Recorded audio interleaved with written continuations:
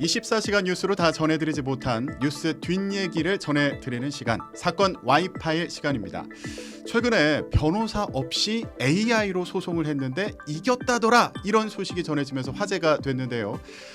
이 얘기를 들으면서 이러다가 인간이 설 자리는 없어지는 거 아닌가, 이런 걱정이 되기도 했습니다. 관련 내용 오늘 얘기해 보도록 하겠습니다. 신귀해 이준엽 기자와 함께합니다. 두 분 안녕하세요. 안녕하세요. 네. 이준엽 기자가 AI를 활용한 소송, 이 얘기 취재를 했어요. 예, 어떻게 된 일입니까? 이게 사실 뭐 이 기획의 발단이 됐다고도 할 수 있는 그런 기사인데 이제 뭐 변호사 없이 뭐 나홀로 소송하는 사례는 이미 엄청 많아요, 사실은. 그래요? 이제 민사 소송을 1심만 따져보면은 90%가 이미 넘거든요. 그러니까 그러면은 사실 그 중에서 뭐 인공지능 쓰고 이런 사람이 왜 없겠어요. 근데 네. 이제 그 상대가 변호사잖아요. 그러니까 법 전문가니까, 심지어 이제 그 민사소송 같은 경우에 그 변호사 한 명이 아니라 로펌을 상대로 한 거거든요. 그러니까 법 전문가의 어떤 집단을 상대로 했는데 네. 일반인이 이제 인공지능을 써서 이겼다. 네, 네, 그러니까 제가 이제 눈이 번쩍 뜨이는 거죠. 그래서 그렇죠. 새로운 시대가 오고 있구나. 이제 뭐 그냥 재밌는 일이 있다는 걸로 기사를 끝낼 게 아니라 좀 이제 법 쪽의 전반의 변화를 한번 짚어봐야겠다, 이렇게 좀 시작을 했던 것 같고. 예. 근데 이제 기사로 다룬 분이 승소한 이유가 뭐 여러 가지가 있겠죠. 사실은 뭐 이렇게 소송 자체가 좀 유리한 면이 있을 수도 있고, 근데 이제 인공지능이 큰 역할한 부분이 많은데, 한 가지만 꼽으면은 이제 이 변호사한테 이게 변호사를 수임했을 때 이 돈을 더 주느냐 마느냐 하는 소송이었거든요. 간단하게 얘기를 하면. 근데 이제 제보자 입장에서는 변호사 일을 그렇게 많이 한 게 아니었다, 이걸 입증하는 게 중요할 거 아니에요. 근데 이제 기존까지 그냥 나눈 카톡이랑 자료 이런 거를 그냥 다 넣었더니 AI가 알아서 찾아준 거예요. 이 변호사가 그 틀렸더라, 이 숫자를, 그 날짜를 이제 잘못 기재를 했는데 그것도 안 잡아내고 그냥 그대로 녹취록에 썼더라. 이런 거를 그냥 먼저 찾아내서 이제 제시를 하는 거죠. 야, 이런 네. 부분을 살려가지고 얘가 일 똑바로 안 했다고 너가 쓰면 돼. 오. 이렇게 알려주니까 네. 그 포인트나 이런 것들이 다 그대로 재판에 제출이 됐더니 이겼더라, 이런 거죠. 그렇군요. 그래서 야. 그 사실 고백할 게, 이제 이거 보도가 나고 나서 비슷한 제보가 또 들어왔어요. 그래서 거의 99% 비슷한 사례거든요. 그래서 수임료 가지고 싸우는 건데 이제 일반인이 또 이제 인공지능을 사용해서 로펌 상대로 이긴 거죠. 이런 소송들이 아마 숨겨진 사례들까지 포함하면 굉장히 많지 않을까, 이런 생각이 들더라고요. 네. 그러니까 이거 갖고 있는 자료를 AI에 넣었더니 소송 상대방의 허점을 파악해주고 이거 대응 전략까지 알려줬다, 이런 얘기인데, 그렇죠. 예, 야, 이거 진짜 사람이 캐치하지 못한, 잡아내지 못한 허점까지 잡아냈다는 게 너무 흥미로웠어요. 그런데 한편으로는 이거 이런 장점이 있는데 또 단점도 있을 것 같다는 생각도 들더라고요. 어려움은 없었답니까? 그렇죠. 이제 사실 이게 결과론이잖아요. 이게 뭐 사실은 수임하는 입장에서 이게 재판이 뭐 어떻게 해봐야 결과가 무조건 이기는 게 수임하는 입장에서는 중요한 건데, 근데 이제 제보자분이 뭐 사실은 장점으로 꼽은 거는 그냥 친절함이었어요, 오히려. 친절함? 그러니까 이게 뭐 단순히 뭐 그 재판에서 법률적으로 얘가 더 뛰어나더라, 이런 거는 일반인이 알 수가 없는 영역이다 보니까 친절하더라. 그러니까 제보자 변호사한테 막 이런저런 거 들고 가가지고 이거 돼요, 저거 돼요 이러면은 그 변호사한테 가져갔을 때 약간 짜증도 낼 수 있고, 사실은. 그렇죠. 이거를 그리고 뭐 24시간 이렇게 물어볼 수는 없잖아요. 근데 이분은 어떻게 썼냐면은 새벽 2시에 이제 자다가 자려고 누웠다가 갑자기 그 생각나는 거예요. 이거 이렇게 하면 되지 않을까? 근데 그런 거 이제 AI에 물어보면 AI는 뭐 그런 걸 가리지 않고 24시간 답변을 하잖아요. 그러니까 그런 만족도 측면에서 네. 거의 이제 상대가 안 되는 그런 부분들이 있는데, 그 변호사들도 이제 이야기를 하더라고요. 이제 기본적으로 그런 식으로 다 AI에 한번 돌려보고 온다고. 그래요? 네, 그래서 이제 그 오히려 그렇게 얘기를 하면 편하대요. 그래서 이제 어느 정도 얘기를 걸러내고 오는 거니까. 그래서 맞는 부분도 있고 틀린 부분도 있고 한데, 사실 이런 건 아니다, 이렇게 돌려보내는 경우도 있고. 근데 이제 뭐 반대로 이제 그 단점을 꼽자면 사실은 그 반신반의하죠. 사실 이게 일반인 입장에서 이게 뭐 AI가 아무리 좋고 잘 하고 있다고 해도 재판 과정에서는 이게 확신이 안 생기잖아요, 사실. 뭐 이게 AI가 틀릴 수도 있는 거를 분명히 아는데 그걸 검증할 수 있는 수단이 일반인들에게 없다 보니까 그냥 이제 믿고 맡기는 상황이 되는 건데, 그 저희 그 이번에 보도가 나온 제보자분도 한 번은 지인 변호사한테 물어봤다고 하거든요. 아 AI가 이렇게 얘기하는데 맞아요? 이렇게 한 번 이게 물어보긴 했대요. 그러니까 그 정도로 좀 불안한 측면이 있는 거죠. 그러니까 불안하다는 게 결국에는 이걸 실제로 선임할 때 그 재판할 때 사용할 수 있느냐. 네. 이 제보자분 같은 경우에는 그 수임료 500만 원 정도 되는 돈을 가지고 다투는 소송인데 예를 들어서 뭐 최태원 회장이랑 노소영 관장 뭐 이런 분들 소송은 1조 원이 넘어가는 금액을 다투는 소송이잖아요. 근데 그런 데서 뭐 AI를 쓰거나 뭐 이럴 수 있을까? 사실 이런 것들은 굉장히 좀 힘들죠. 그래서 네. 이제 판결문을 그 실제로 돈으로 사서 지금 학습시킨 법률 전문 AI들도 있어요. 근데 이제 그런 것들은 아무래도 이제 그 법조인들만 지금 사용할 수 있도록 그 규제가 막혀 있는 상황이고 또 이제 상용 AI 같은 경우는 인터넷에 공개된 것만 가지고 이제 학습을 한 거다 보니까 네. 법률적으로 아무래도 좀 완벽하다고 보기가 좀 힘든 면도 있고 네. 또 이제 이따가 더 말씀을 드리겠지만 이제 법이 기계적으로 적용되면은 엄청 편하겠지만 실제로 좀 그렇지가 않은 측면도 있거든요. 그래서 네. 재판부의 성향도 영향을 많이 끼치고 그리고 이제 사회적인 분위기 이런 것들을 좀 종합적으로 감지를 해야 되는데 네. 이게 표면적으로 드러나는 게 아니다 보니까 그뭐 로스쿨 공부하고 이런 사람들은 이제 암묵지라고 표현을 하는데 암묵적으로 알게 되는 그런 경험적인 지식 이런 것들이 굉장히 중요하다고 표현을 많이 하거든요. 네네. 근데 이제 뭐 실제로 변호사들이 그렇대요. 이제 이거를 보다가 자료를 보다가 판례를 봐요. 판례를 봤는데 야 이거는 말이 안 되는 판례인 것 같아. 이런 판례가 있다고 해서 찾아보면 실제로 없는 판례인 경우가 되게 많다는 거예요. 그러니까 이게 어떤 법률적인 감정, 법률적인 관행, 또 이제 법률적인 사고 이런 것들이 훈련돼 있을 때에 그걸 걸러낼 수 있는 능력 이런 것들이 여전히 이제 변호사들한테 있지 않나. 그렇군요. 지금 얘기를 듣다 보니까 AI가 좀 친절한 조력자다라는 생각이 들기도 해요. 그런데 동시에 나의 관리 감독이 필요한 감수가 또 필요한 그런 조력자구나라는 생각도 드는데 동시에 아는 만큼 보이겠다라는 생각도 들기도 했습니다. 또 한 가지 뭐 더 하자면 이제 요걸로 인해서 의외의 긍정적인 효과 뭐 이런 것들을 그 누가 얘기를 하셨었냐면 참여연대 관계자분들 만났더니 이분들은 좀 그런 거를 많이 하셨잖아요. 법률의 이제 문턱을 낮추는 그런 운동을 오래 하시다 보니까 우리나라 이제 법조계의 그 큰 어떤 그 뭐랄까 안 좋은 점 중에 하나로 많이 언급이 되는 게 전관예우 이런 것들이 사실 언급이 많이 되잖아요. 네네. 근데 그분들이 이제 엄청 오랫동안 전관예우를 없애자는 운동을 해오셨는데 의외로 이런 AI의 도입이나 이런 부분들로 인해서 그 허들이 확 낮춰지면서 잘 될 수도 있지 않을까. 왜냐하면은 이제 아까 말씀드린 것처럼 이제 아무리 전관을 쓰면 이길 수 있다고 해도 그것도 100%도 아니고 그럼에도 불구하고 24시간 상담해주고 이제 무료인 이런 AI와 경쟁을 해야 되는 시대가 되니까 의외로 이게 또 사라질 수도 있지 않나 이런 뭐 그럴 수 기대 있겠네요. 섞인 전망이겠지만 그런 분들 말씀을 하시는 분도 계셨어요. 그럴 수 있을 것 같아요. 방대한 자료를 바탕으로 이렇게 판단을 해주는, 그러니까 결론을 내려주는 AI의 도움을 받는다면 그런 정관 예우와 경쟁을 했을 때도 좀 승산이 있다고 좀 용기를 내볼 수도 있지 않을까. 그렇죠. 네, 이런 생각도 들었습니다.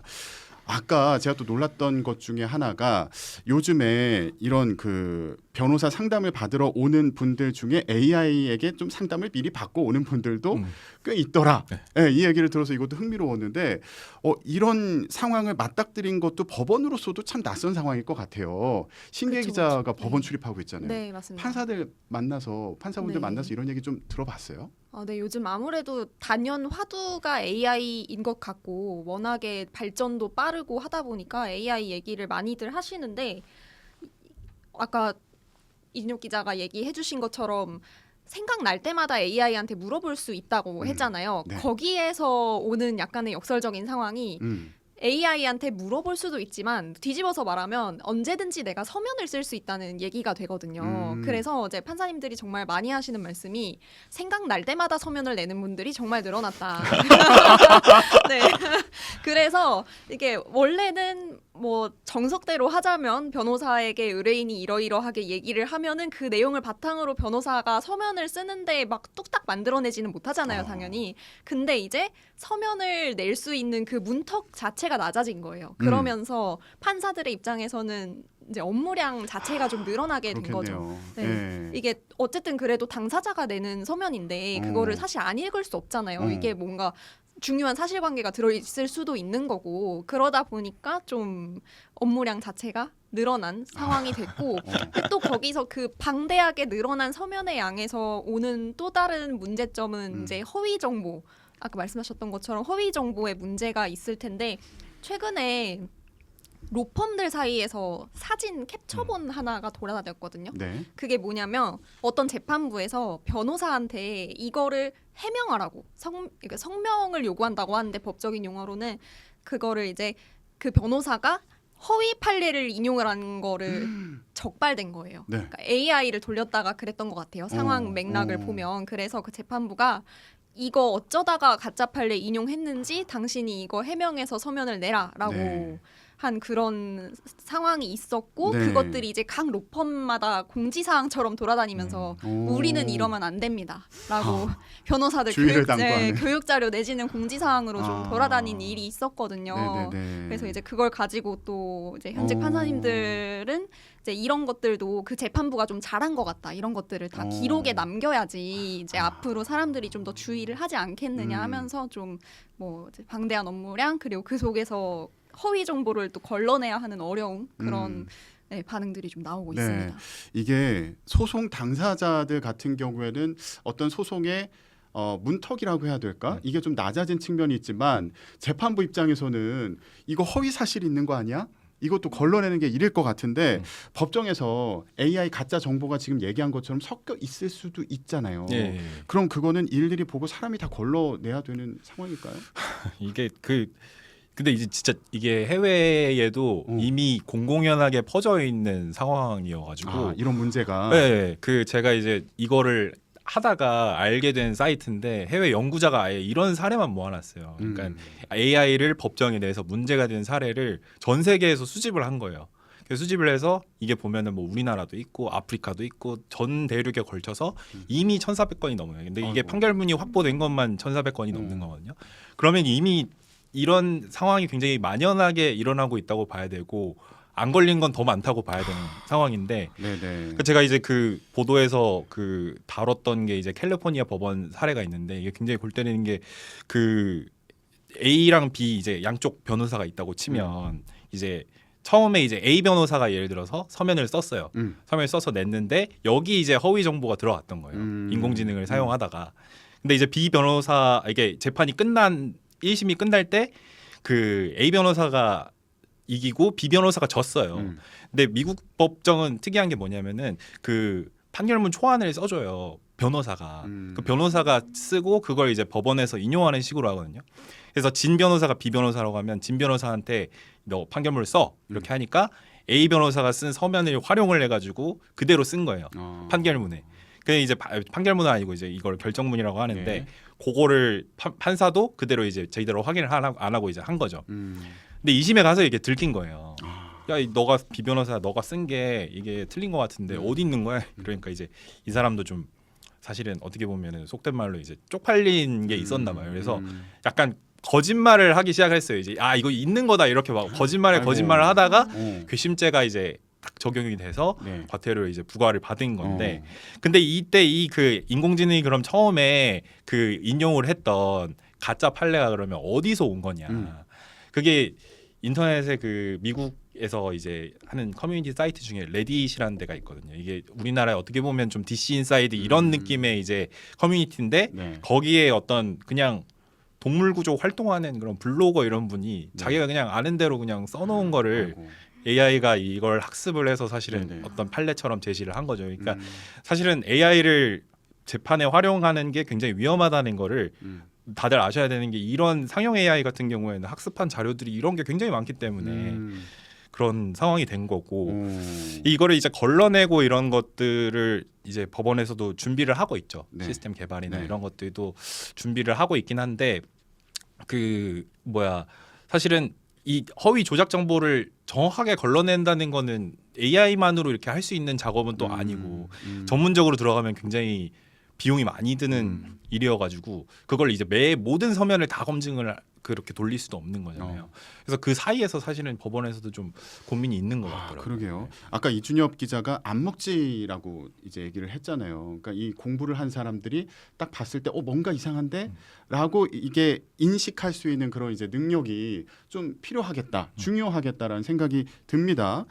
그래서 앞으로 법원에서 이게 판사들이 직접 이거 좀 허위 정보다 이거를 걸러내는 것도 중요하고 얘기한 것처럼 좀 그런 시스템을 통해서 걸러내는 작업도 중요할 것 같은데 저는 이걸 보면서 이렇게 AI를 그 재판 소송에 이용하는 사례가 늘다 보면 변호사도 그렇고 뭐 나중에는 판사의 역할까지 좀 AI가 많이 침범 혹은 이렇게 들어가는 거 아닌가, 사람이 설 자리가 줄어드는 거 아닌가라는 생각이 드는데 그래서 저희 그 일도 또 여기서 또 자유롭지가 않잖아요.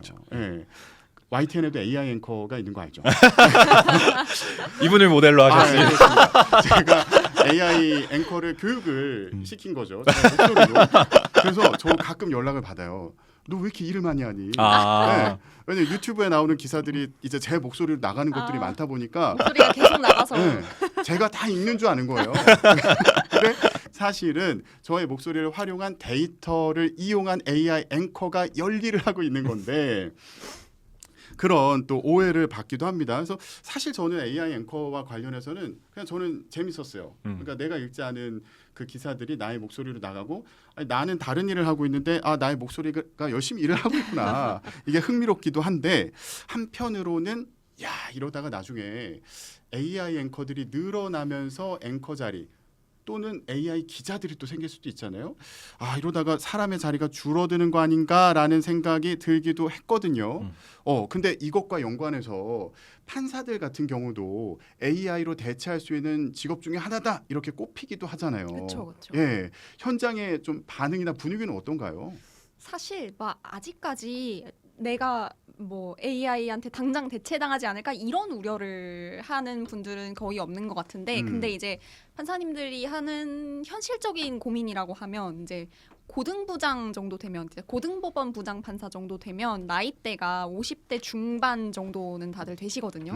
그래서 이분들이 이제 그런 말씀들을 자주 하신대요. 이제 뭐 후배 판사들한테 내가 뭐 요즘 옛날 같지 않다. 그러니까 뭐 판단력이라든지 체력이라든지 그런 것들이 좀 떨어지고 있다. 이런 말씀들을 많이 하신다고 하더라고요.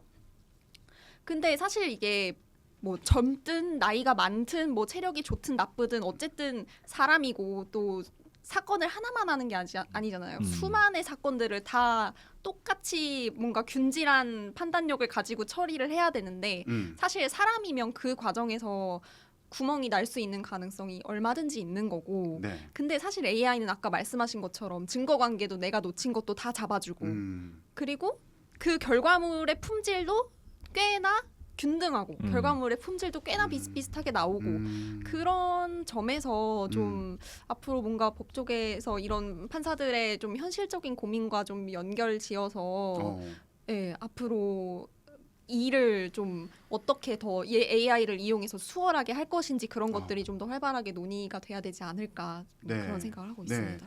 뭐 영화를 보면은 얼마 전에 그 노머시라는 영화가 나왔더라고요. 그러니까 AI 판사가 등장하는 영화인데 AI 판사 앞에서 무죄를 입증해야 되는 그 상황 영화입니다. 그래서 AI 판사가 실제로 나올까라는 생각이 들기도 하는데 지금 뭐 AI를 활용해서 판결에 도움을 받는 수준이 아니라 아예 AI 판사가 나올 수도 있을까? 어떻게 보세요? AI로 판결이 가능할까요? 근데 일단 이게 굉장히 그 우리에게 성큼 다가온 문제인 게 지금 법원에서 자체 AI 시스템 개발을 하고 있거든요. 근데 이게 뭐 물론 사업의 목표라서 이게 뭐 그때 실제로 완성이 될지 이런 거는 모르는 일이지만 2027년이니까 내년에 3단계 사업을 해요. 근데 3단계 사업 하면은 목표가 뭐가 있냐면은 그 자료 새로운 사건을 넣어주면 그 검토를 한 다음에 검토 보고서를 쓴다 이런 그 기능이 들어간다는 내용이 있거든요. 근데 이게 사실은 그 법원에서 이게 그 좀 표현이 예민한 부분이어서 좀 비난을 받거나 아니면 오해가 생길까봐 순화를 한 건데 이게 뭐냐면은 사실 판결문 초안을 써준다는 거예요. 그러니까 이미 내년부터는 그 자료나 이런 걸 입력하면 그 법원 자체 AI도 판결문을 써줄 수 있는 그런 시대가 좀 다가온 거죠. 물론 이제 그 사람들이 이제 보면은 그 판사들도 다 자존심이 있으니까 이걸 어. 그대로 활용하거나 뭐 이럴 가능성, 그리고 이 기능이 얼마나 좀 신빙성 있는 기능이 유용한 기능이 될지도 아직은 모르는 거고 네네네. 그럴 텐데 그만큼 이제 성큼 다가온 것 같고 또 이제 약간 아까 그 말씀 듣다가 이제 생각난 게 이제 법조인들도 이렇게 위기감이 사실 엄청 크거든요. 일자리 대체되는 거에 대해서. 그래서 그 이미 변호사 업계에서 지금 최근의 이슈는 뭐냐면 막내나 인턴이라 진짜 안 뽑는다. 그게 진짜 엄청 곡소리 나는 게 지금 완전 현실이에요. 이미 닥쳤어요. 그래서 그 친구들이 이미 취직한 친구들, 이런 친구들 얘기를 들어보면 자기 진짜 다행이다. 지금 들어와서 이제 다 지금은 자기는 이제 좀 일을 편하게 하고 있는데 네. 그 뒤에 시킬 일도 없고 진짜 안 뽑고 있다. 어. 이런 얘기를 엄청 해요. 근데 이제 기자들 입장에서는 이런 기획 기사를 준비하면서 제일 먼저 하는 게 관련 통계를 찾는 거거든요. 뭐 이런 뭐 예를 들어서 AI를 얼마나 쓰고 있고 이런 것들을 찾아보게 되는데 없어요. 이게 없는 게 통계가 없다고. 예, 관련 통계가 지금 나온 게 뭐 인식 조사라든지 AI에 대해서 어떻게 생각하냐, 뭐 AI에 대해서 느끼는 위기감 이런 거에 대한 인식 조사도 없고 그게 왜 그러냐 하는 게 지금 약간 그 우리 법조 시장의 어떤 현실하고 맞물려 있는데 네. 지금 법조계에서 사실 제일 그 민감한 부분이 변호사 시험 합격자 얼마나 하느냐 그걸 가지고 엄청 크게 다투고 있거든요. 네. 그러니까 로스쿨이나 이런 데서는 좀 제발 좀 더 뽑아라 교수님들은. 늘렸으면 좋겠죠. 예, 늘려야 된다. 이거 너무 학생들이 곡소리 난다. 반대로 이제 변호사 업계에서는 이거 지금 변호사들이 다 죽는다. 많이 뽑으면 줄여야 된다. 네. 엄청 첨예한 상황인 거예요. 네. 근데 만약에 AI로 인한 인식 조사나 아니면 지금 사용 실태나 이런 걸 조사를 했는데 예를 들어서 이게 AI가 너무 많이 사람 변호사들을 대체하고 있다. 뭐 이런 결론이 난다고 하면은 이게 그 어쨌든 변호사 배출을 줄여야 된다 이런 근거로 작동할 수도 있고 물론 이제 그런 결과 나올지 안 나올지는 모르는 거지만 그러니까 그만큼 그게 예민한 소재이기 때문에 아무도 이제 약간 쉬쉬하는 건드리지 않는. 예, 분위기가 있는 거예요. 근데 저도 그렇고 이제 많은 분들이 아쉬워하시더라고요. 왜냐하면은 이게 그 현실 진단이 있어야 이제 올바른 대책도 있을 수 있는 건데 이게 어쨌든 계속 뒷전으로 밀리는 분위기가 있어서 그런 부분들이 많이 아쉽다는 생각이 들었고 예. 그 뭐 제가 말을 너무 길게 하는 것 아니, 같은데 아니요. 판결도 AI가 할 수 있을까 이제 이게 본론으로 돌아오면 사실은 그 제 기사에 그 최근에 이제 나간 기사들에 보면 제일 많이 달린 댓글이 뭐였냐면 판사도 AI가 해라 이 댓글이 제일 많았어요. 그래요. 거의 다 이 기사 잘 썼다. 이 역시 이제 다 필요 없다. 변호사 다 필요 없고 다 판사가 다 대체해야 된다. 뭐 이런 얘기를 엄청 써놨어요. 근데 이제 우프죠. 사실은 이게 뭐 사법부에 대한 불신이 어떻게 보면 반영이 된 건데 이게 결국에는 뭐 불신이라는 게 그런 것 때문이잖아요. 뭐 예를 들어서 흉악범죄나 아니면 막 아동성폭력 이런 진짜 막 잔인한 사람 그 범죄자가 있는데 뭐 손방망이 처벌을 했다든지 막 무죄가 나온다든지 이런 부분 때문에 막 형량 너무 적다 이런 얘기들을 하는 것 때문에 그런 건데 제 개인적인 생각은 좀 그 뭐 구독자분들 좀 오해를 안 하셨으면 하는 게 사이다 판결이 나오려면 오히려 AI를 쓰면 안 된다. 그래요? 저는 그런 생각을 많이 하거든요. 왜냐하면은 아시다시피 AI는 학습한 대로 하는 거거든요. 그래서 이제 어떻게 보면은 지금 그 관행적으로 입력돼 있는 것들을 바탕으로 결론을 내놓는 거기 때문에 지금 학습한 데이터를 바탕으로 판결을 실제로 한다고 하면 오히려 이 사람들은 AI는 보수적인 판결 그리고 과거에 잘못된 관행까지 그대로 답습하는 판결을 내놓을 가능성이 저는 훨씬 높다고 개인적으로 생각을 하고 있거든요. 그래서 시대가 변하면서 이제 범죄에 대한 기준도 다 달라지잖아요. 그리고 예를 들면 뭐 그 제가 생각나는 거는 뭐 정인인 사건이나 이런 걸로 인해서 그 가정 폭력에 대한 어떤 그 그 처벌이나 이런 것들이 더 세진다든지 이런 형량이 높여가는 과정이 있고 입법이 안 되더라도 그걸 이제 사법부에서 죄송합니다. 사법부에서 이제 적용해서 변해가는 과정이 있는데 판사들이 그걸 굉장히 고민하거든요. 이 내가 시대에 맞춰서 따라가고 있는가. 그걸 용기도 내고 고민도 엄청 법리적인 것도 그렇죠. 새로운 논리를 개발해서 하고 이런 고민을 하는데 AI는 이제 사실 이런 노력을 하는 거에는 맞춰져 있지 않죠. 왜냐하면 그렇죠. 이건 어떤 특정한 성향이나 아니면 어떤 가치지향적인 판단이 들어가는 문제이기 때문에 그걸 예를 들어서 사법부에서 실제로 이런 문제의식이 있다고 해서 AI에 야 요즘 시대 분위기가 이러니까 앞으로 이런 판결을 해 이렇게 입력을 하기도 저는 그렇죠. 쉽지 않을 거라고 생각을 하거든요. 그래서 AI가 AI가 해도 이거보다 잘하겠다 이런 마음은 물론 이제 구독자분들 누구든지 드는 경우가 있을 수도 예, 있지만 들 수 있고 저도 너무 공감할 때도 있지만 하지만 현실적으로는 진짜 좋은 판결, 사이다 판결 이런 것들은 결국 인간 판사가 할 것이다. 이런 네네. 생각이 들었어요. 그럴 수 있을 것 같아요. 네. 저희도 이제 기사를 쓰고 저도 데스크 입장에서 사회부 데스크 입장에서 기사를 이제 후배들의 기사를 봐주잖아요. 근데 보면 그 법조 기사 같은 경우에 법원에서 어떤 판결을 내렸을 때 이 판결을 내리게 된 이유에 대해서 설명을 해주잖아요. 그래서 꾸짖기도 하고 이거 정말 흉악 범죄다. 이런 부분 잘못됐다. 라고 얘기를 하다가 그러다가도 뭐 집행유예가 선고되는 경우가 있기도 하고 그런 경우에는 다만 이런 부분을 고려했다. 유리하게 판단했다.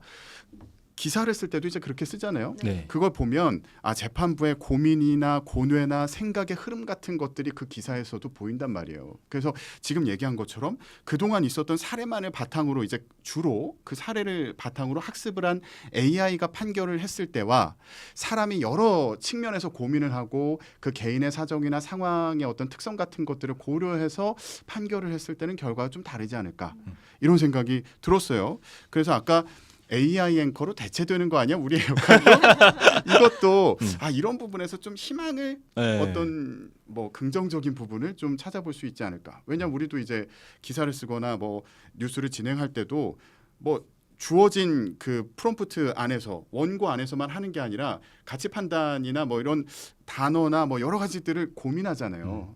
그런 것들은 아직은 인간의 영역이 아닐까라는 생각이 좀 들었습니다. 저 정치부 있을 때 그 약간 조롱조로 말씀하신 거긴 한데 어떤 정치인 분이 너희는 절대 대체 안 될 거야 이런 얘기를 하셨어요. 왜냐하면 너희는 의도가 있잖아 뭐 이런 얘기를 엄청 많이 하셨거든요. 그러니까 이게 당해보신 분만 아마 아실 건데 기자들도 어쨌든 어떤 기사의 어떤 톤이나 이런 걸 할 때 어떤 지금 분위기나 맥락 이런 걸 가지고 쓰다 보니까 이게 어떤 객관적이지 않다 이런 얘기는 아니지만 어쨌든 지향점이라는 게 분명히 있는 기사를 쓰는 거잖아요. 근데 이제 그거는 AI가 뭐 쉽게 따라하긴 쉽지 않을까. 예. 그리고 지향점도 있고 그리고 상대의 어떤 말이나 어떤 사건이든 발언이든 이런 것들을 전달할 때 이 사람의 의도가 뭐지? 그리고 이것이 옳은가 그른가에 대한 판단을 또 기사를 쓸 때도 하다 보니 그런 부분은 그 말 자체를 가지고 학습을 하는 AI와는 좀 다른 측면이 있지 않을까라는 생각이 들었습니다. 그런데 저는 이제 AI 관련해서 이 그 법률 시장에서 AI 역할에 대해서 좀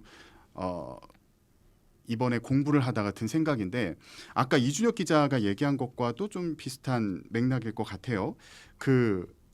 이것을 공부한 사람이 이제 보고서 판단하는 능력이 또 중요하다 그랬는데 아는 만큼 질문할 수 있다. 네네네. 많이 알아야 현명한 질문을 할 수 있고 현명한 질문을 해야 현명한 답이 나온다. 이런 얘기도 많이 하더라고요. AI 관련해서. AI를 써볼 때 그런 생각을 좀 했어요. 신계 기자도. 저는 사실 AI를 잘 안 씁니다. 저는 이제 그 기자의 일에 크게 두 가지 축이 있다고 생각을 하고 있거든요. 하나는 이제 내가 아는 거를 말과 글로 풀어내는 능력이고 또 하나는 이제 취재원을 만난다고 하잖아요. 그 취재원을 만나서 내가 듣고 싶은 걸 듣고 온다든지 아니면 취재원이 해준 말 속에서 뭔가 의미를 찾는다든지 하는데 저는 이 후자의 경우에는 대체가 안 될 거라고 생각해요. AI에 의해서 대체가 안 될 거라고 생각하는데 내가 직접 듣고 뭐 판단하고 전달하는 역할. 근데 말하는 거 내지는 글을 쓰는 거는 AI가 언제든지 저를 대체할 수 있을 거라고 생각해서 이거를 AI한테 의존하는 순간 나는 바보가 되겠다 생각이 들어서 저는 의도적으로 좀 멀리하고 있고 그렇구나. 네, 아까 이준혁 기자가 말씀해 주셨던 그 법률 AI 있잖아요. 그 뭐 판례를 찾아준다든지 그런 경우에 좀 사용하고 있습니다. 그렇구나. 그러니까 정보를 내가 직접 찾기가 좀 쉽지 않을 때 네네네. AI가 방대한 그 정보의 바다에서 알맞은 정보를 또 빨리 찾아주니까 저는 그 생각을 했어요. 기자들도 대체될 수 있겠다라는 생각이 들었던 부분 중에 하나가 뭐냐면 기자가 여러 역할을 하지만 그중에 보도자료를 가지고 기사를 쓰는 경우도 많잖아요. 근데 그 보도자료는 우리는 읽고 이것을 재빨리 이해해서 압축해서 기사를 써야 되는데 AI 같은 경우는 보도자료 넣어주면 바로 정리해서 거의, 나오잖아요. 깔끔하게. 엄청 빠르죠. 이런 부분은 대체할 수도 있겠다. 다만 현장에서 지금 신규 기자 얘기한 것처럼 현장에서 사람이 사람을 만나서 취재해야 되는 경우도 있고 직접 가서 뭔가를 보고 듣고 느껴야 취재할 수 있는 그 영역이 있잖아요. 이건 좀 대체가 어렵겠다. 그리고 또 하나 이거 사실 맞아? 이거를 검수하는 역할. 팩트 체크. 그러니까 지금 제가 하고 있는 이 데스크 같은 역할 대체가 쉽지 않을 것 같습니다. 예. 데스크는 절대 대체가 안 돼요. 그런 생각을 해봤는데 이게 그 변호사 분들한테도 그런 얘기를 많이 들었어요. 이제 근데 그것도 생각보다는 쉽지 않다. 이게 막 빨리 써가지고 이렇게 하는 것도 생각보다 쉽지 않다 이런 말씀을 한번 하셨던 게 딸깍하면 나온다. 네, 딸깍이라는 이게 좀 약간 인터넷상에서 좀 그 뭐랄까 AI 활용하고 이런 거를 좀 이렇게 웃기게 조롱하는 그런 의미에서 하는 거지만 이제 그냥 버튼만 누르면 되는 거 아니냐. 근데 이제 변호사들이 거의 안 쓰는 사람이 없다고 봐야 되는데도 대부분은 이제 의뢰인들한테 사용한다는 걸 숨긴대요.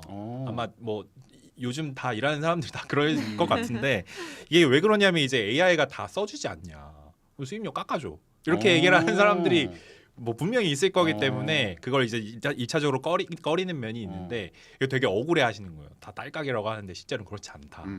왜 그러냐면 그 제가 실제로 일하는 과정을 가서 이제 찍으면서 봤거든요. 네. 어떻게 하시는지. 이제 법률 전문 AI나 이런 걸 활용하면 거의 업계에서 통용되는 수준의 양식으로 초안을 잡아줘요. 진짜로. 근데 이제 그거를 가지고 딱 받아들었을 때 그걸 그대로 낼 수 있느냐. 그건 완전 다른 문제거든요. 의외로 고칠 부분이 너무 많은 거예요. 뭐 예를 들어서 이런 거는 업계 관행에 안 맞고 이런 거는 그대로 쓰면 상대 변호사가 화날 거다. 뭐 이런 부분들이 있더라고요. 그래서 그거를 이제 고치고 다시 이제 고친 대로 만들어줘 이렇게 요청하고 이 시간을 하니까 생각보다 이게 그렇죠. 한순간에 이게 안 되는 거예요. 아마 그 AI 써보시면은 기자로서 일할 때도 비슷하게 느끼실 거예요. 이걸 그대로 하기가 되게 어려운데 뭔가 이제 그걸 다듬는 과정이 필요한. 그래서 이제 그 이분이 이제 다만 이제 도움을 받은 건 좀 백지공포증을 극복하는 데는 도움이 된 것 같다. 아무것도 없는 상황에서 예. 내가 직접 써야 되는 그런 공포가. 그쵸. 이게 하기 전에 이제 막 써야지.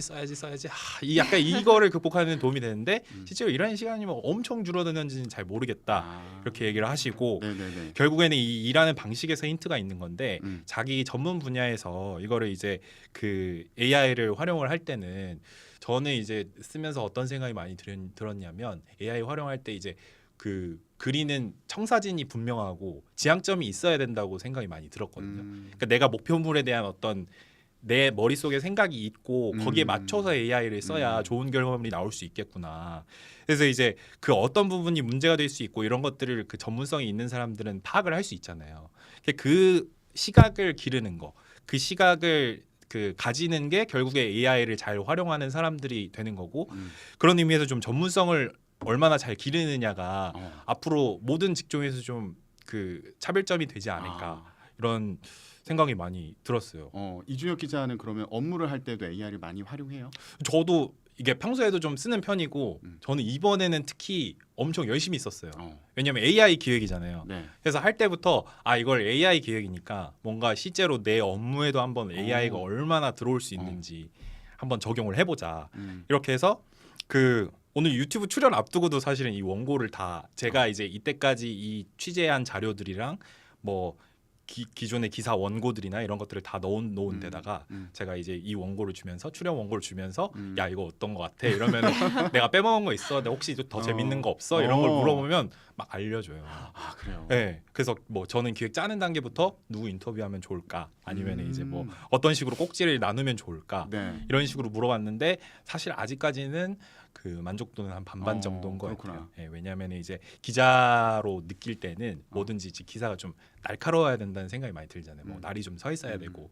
근데 이제 AI가 내놓는 것들은 뭐 뭉툭하다는 생각이 들 때가 좀 상당히 많았고.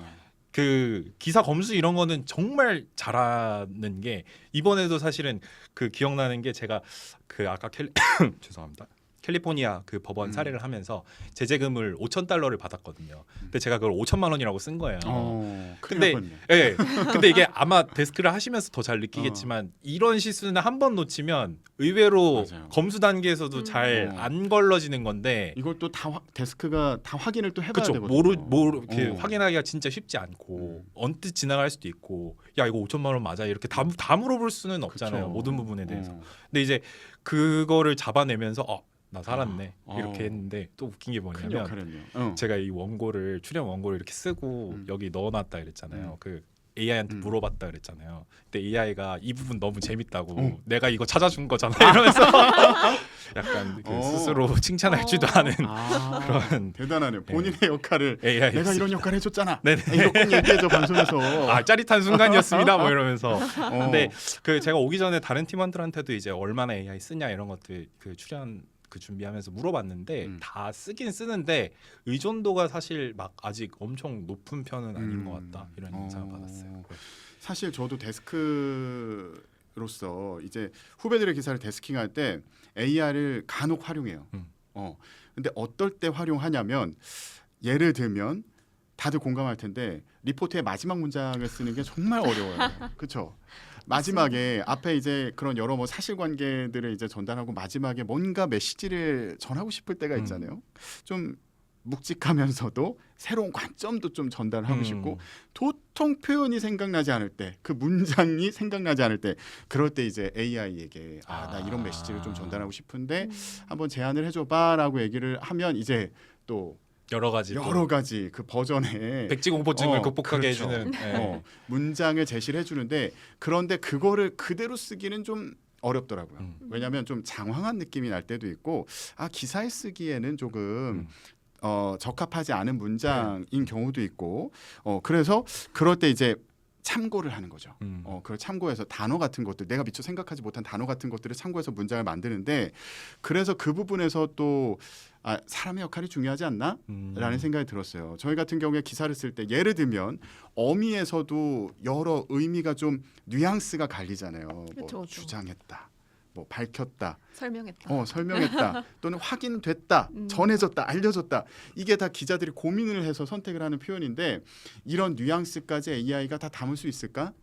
이 부분은 조금 고민이 들었습니다. 예. 클로징은 약간 저는 죄책감 들어가지고 못 쓰겠더라고요. 그게 뭔가 이렇게 기자의 어떤 마지막 자기 생각이 딱 들어가는 문장이니까 그렇죠. 이것까지 AI한테 맡기면 약간 이런 생각이 들어서 그래서 참고만 한다. 결국에는 이렇게 AI가 우리 일상 곳곳에 침투를 하고 그리고 그런 뭐 직업 산업 현장에 침투를 하더라도 아직까지는 인간의 숨결이 좀 중요한 거 아닌가라는 생각이 들기도 했어요. 신규 기자는 어떻게 생각했어요? 저도 좀 AI가 만들어내는 문장들을 이제 저는 직접 안 쓴다고는 아까 말씀드렸는데 이제 뭐 친구들이 쓴 거라든지 아니면 인터넷상에 떠돌아다니는 거 보면서 이제 그 결과물들을 보는데 좀 너무 당연한 말만 한다? 이런 그러니까 누구나 할 수 있는 말, 아무 데에서도 비난받지 않을 말 그런 말들만 만들어내는 것 같아서 근데 기자가 사실 비난을 안 받기란 쉽지 않고 항상 어느 측면에서는 비난받을 여지가 있는 것이 기사인데 좀 최소한 뭐 그런 점에서는 뭐 마지막 문장에라도 인간 기자의 그런 손길이 들어가야 되지 않나 그런 생각을 합니다. 저는 그 생각이 들었어요. 우리가 MBTI를 요즘에 많이 이제 물어보잖아요. 근데 저 같은 경우에는 ENTJ예요. 근데 그 T가 이제 뭐 이성적인 판단을 뭐 많이 하고 감성적이지 않다. 근데 저는 그 T가 한 80% 이상 나오거든요. 그래서 전혀 아니고 아니란 다행입니다. 감성이 풍부한 그런 사람으로 보이면 좋은데 T가 이제 비중이 엄청 높게 나온다는 거예요. 그 검사를 해보면 그런데 이 AI를 활용할 때 결국에는 좀 인간의 감성 그런 F 라고 우리가 이제 표현을 하는 그런 사람만이 가질 수 있는 그런 감성이 점점 더 중요하지 않을까? AI 결과물을 놓고도 좀 사람만이 할 수 있는 판단이나 어떤 느낌이나 어떤 뉘앙스나 이런 것들을 강화해 나가는 것들이 좀 중요하겠다라는 생각이 들었어요. 아직은 좀 설 자리가 있는 것 같다. 우리가 그런 생각이 들었습니다. 인공지능 시대가 이제 뭐 이미 우리 앞으로 성큼 다가왔죠. 예, 하지만 앞으로 어떻게 잘 활용을 해 나갈지 그리고 인간의 자리가 위협받는 건가라는 고민과 함께 이것을 어떻게 잘 활용해 나갈지 고민이 앞으로도 필요할 것 같습니다. 뭐 저도 이제 철학과를 나왔지만 그냥 인공지능 시대라고 해서 뭐 문과가 중요하냐 이과가 중요하냐 이런 건 사실 잘 모르겠고 근데 AI 쓰면서 많이 느꼈던 게 아까도 말씀드렸지만 어떤 목표를 가지고 어떤 지향점을 가지고 쓰느냐 어떤 최종적인 그림이 내 머릿속에 있느냐가 되게 중요한 시대가 됐다라고 생각을 했거든요. 예를 들어서 뭐 공학적인 측면이면 뭐 기계가 어떻게 돼야 된다는 어떤 공학적인 완성도에 대한 측면이 있을 수도 있고 내가 영화를 만드는 사람이면 이 영화가 어떤 영화가 되어야 된다 이런 걸 가지고 있었을 때 AI를 사용했을 때 더 좋은 결과물을 낼 수 있는 게 될 수 있다고 생각했는데 결국엔 그 영역 들 사이에서 전문성을 쌓고 최종 검수를 내가 기깔나게 하는 사람들이 더 좋은 AI 시대에 이제 도구로 활용하는 사람이 되지 않을까 이런 생각을 했었는데 제가 그런 그 문제의식의 연장선상에서 이번 기획의 결론을 어떻게 내는지를 엄청 고민을 했었거든요. 이게 사실 엄청 거창하게 시작을 해가지고 법조계 그 AI가 미래. 도입되면 도대체 어떻게 미래가 되느냐 근데 되게 막연한 얘기잖아요. 근데 이제 제가 결국에 결론을 냈던 게 결국은 인간이다 이렇게 그 마지막 리포트 제목을 달았던 맞아요. 이유도 아까 말씀드린 것처럼 뭐 법조계에 뭐 인공지능이 들어와서 일하는 방식이 바뀌고 뭐 일자리가 뭐 줄어들고 늘어나고 뭐 이런 것들도 사실 중요하긴 한데 그건 좀 어떻게 보면 부차적인 거라고 생각을 해요. 더 중요한 거는 AI를 도입했을 때 더 정의롭게 판결이 날 수 있느냐 아니면은 더 억울한 사람이 잘 구제받는 세상이 될 수 있느냐 이런 걸 논의하는 게 되게 중요하다고 생각을 하는데 그 질문을 던질 수 있는 거 그리고 그 질문을 던지는 게 인간이 돼야 되고 인간이 고민해서 답을 내놔야 하는 거다. 이런 얘기가 결국에는 AI를 이용한 논의의 중심이 돼야 되지 않을까 이런 의미에서 그런 결론을 내렸었어서 그 기획을 하면서 제가 생각을 했던 거여서 이거는 꼭 얘기하고 싶었습니다. 네. 아니 많은 시사점을 준다고 생각해요. 결국에 AI를 활용을 하더라도 가치 판단과 그리고 방향성을 제시하는 거는 사람이 할 수 있는 일이 아닌가. 인간의 역할이 앞으로도 계속 중요할 것 같다. 그리고 또 하나 자기 분야에서 전문성이 정말 중요하겠다. AI의 그 결과물을 내가 판단하고 빈틈을 메울 수 있는 건 사람의 역할이 아닌가. 그래서 우리 모두 용기를 내봐도 될 것 같습니다.